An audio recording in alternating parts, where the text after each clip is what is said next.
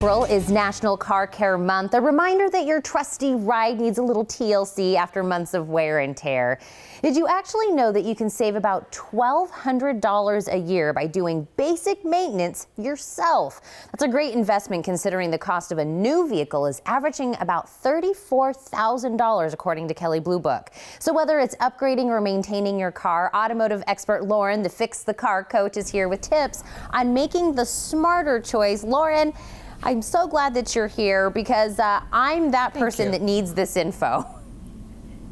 Well, I think a lot of people do because times are different where people used to work on their own vehicles. Now they don't. So that's why I'm here as the car coach to try and empower people, give them car smarts. Well, how do we know what type of things that we can do ourselves? Well, some things you can do yourself. You can check the owner's manual. In the back, there's a service schedule, and that'll kind of give you a clue what needs to be done, because obviously you don't want to do things that don't need to be done. And other things you can have done for you for free. So I've got 4 great tips to help you save time and money. The first thing is oil changes. So when it comes to your oil change, a lot of people think, well, I got to go every 5,000 miles. It's inconvenient.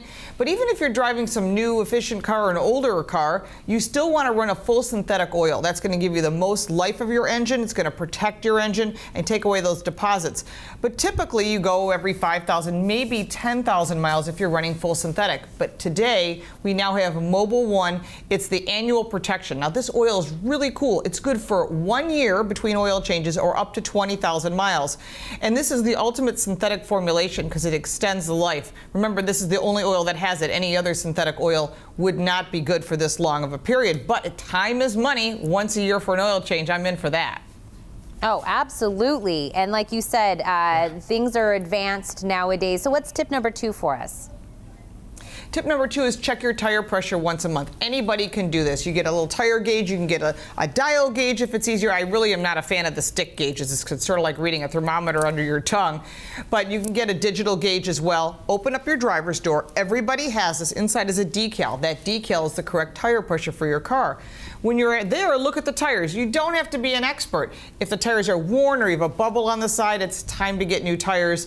And when you're looking for new tires, look for something that's good in the wet as well as in the dry. You want a name brand tire, and I'm always out testing literally every brand, and I just tested the Kumo Exta PS91. It's an ultra high performance tire for sporty cars, but if you've got anything normal like a minivan or an SUV, which most of us have, they also have tires for that. And way to save money, because there's always either money or time. It's the same thing as far as I'm concerned. There's a rebate for up to $100 till the end of May. So if you need new tires, save the money, don't pay retail. Well, and I have a feeling that tip number 3 has something to do with our batteries. And you know, here in Arizona, we've got a big problem with keeping our batteries lasting. Right, because of the heat, and the heat just really hurts the battery. So you can go to any Batteries Plus Bulbs. They'll check your battery for free. No appointment necessary. Just go at your convenience.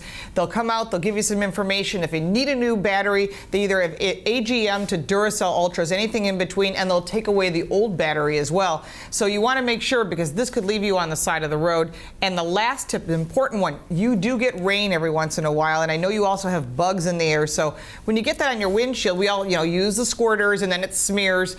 How about something that changes the wiper blade business? For years it was a single blade wiped off water. Now the new blades are scrub blades. It's a 2-blade system. It wipes off the bugs, the debris, and the water. It's really smart. I don't know why this wasn't developed in the past, but the fact is these blades actually work. So when it does rain or you do get bugs, you can use the squirters and clean them off, because it's always in your sight, and so you can't see when you've got smeared bug on your windshield.